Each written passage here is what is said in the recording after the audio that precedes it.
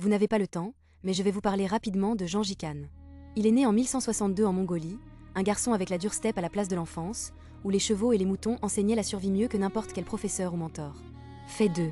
À 12 ans, Temujin commandait déjà une escorte. Son père était mort, les tribus étaient en conflit, et il rassemblait les gens comme des pièces de puzzle. Le jeune chef apprit à commander rapidement, sinon la steppe l'aurait englouti comme tout faible. Fait 3. Dans sa jeunesse, Gengis Khan épousa Borte. Ce n'était pas un film romantique, mais une alliance stratégique, renforcement du clan et première tentative de contrôler le chaos de la steppe avec des pertes minimales. Fait 4. En 1187, il unifia les tribus mongoles.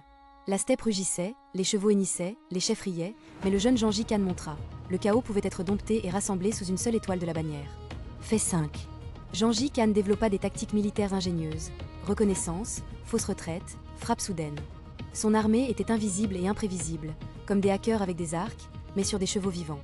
Fait 6. En 1206, Temujin devint Gengis Khan, le Grand Khan. Célébration autour des feux, cris tribaux, la steppe l'admirait et le craignait simultanément. Un nouvel empereur, coiffé d'un chapeau de vent de la steppe. Fait 7. Il introduisit la Yasa, des lois pour tout l'empire. Chaque règle atteignait sa cible avec précision, comme une flèche dans le cœur de l'ennemi. Moralité, ordre et peur en un seul flacon, sans remplissage inutile. Fait 8.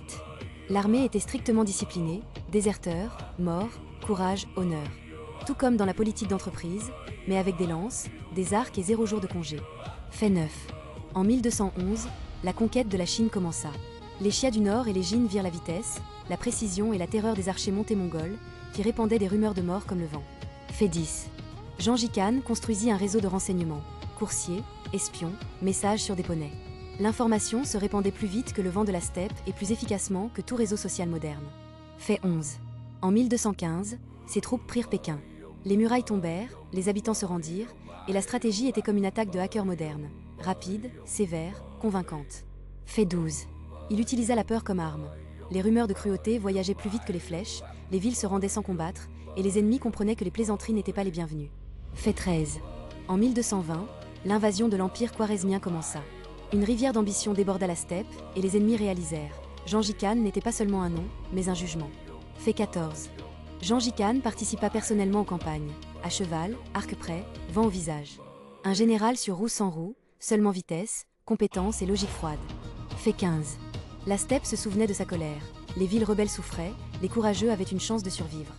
Discipline et peur étaient les fondations, comme des indicateurs clés de performance pour les managers modernes. Fait 16.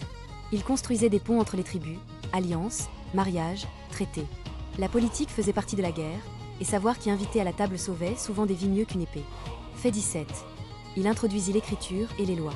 Les scribes enregistraient les ordres, et l'Empire apprenait à lire et à craindre simultanément. Amende et instruction avançaient plus vite qu'un cheval à travers la steppe. Fait 18. L'armée, des milliers d'archers montés. Imaginez une armée de drones, mais avec des arcs, des flèches et le vent au visage au lieu de la technologie et du Wi-Fi. Fait 19. Gengis Khan mourut en 1227, mais son héritage grandit. L'Empire effrayait et fascinait, comme un virus se propageant plus vite que les rumeurs et remodelant simultanément la carte du monde. Fait 20. Ses tactiques, attaques éclairs, reconnaissance et psychologie de l'ennemi. Les stratèges les étudient encore aujourd'hui, et ses adversaires les craignaient autant qu'un directeur général moderne avec une armée prête à agir. Fait 21. Il valorisait le talent et la loyauté. Un guerrier instruit ou courageux devenait partie de la grande machine. Les idiots inutiles ne passaient pas, seuls les meilleurs survivaient et grandissaient. Fait 22.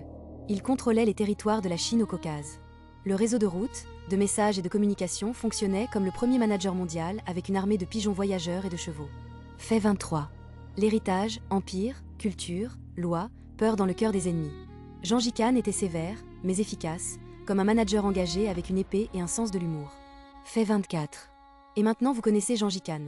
Le garçon des steppes est devenu un conquérant qui a changé la carte du monde, laissant une légende de colère, de génie et de logique impitoyable des empires.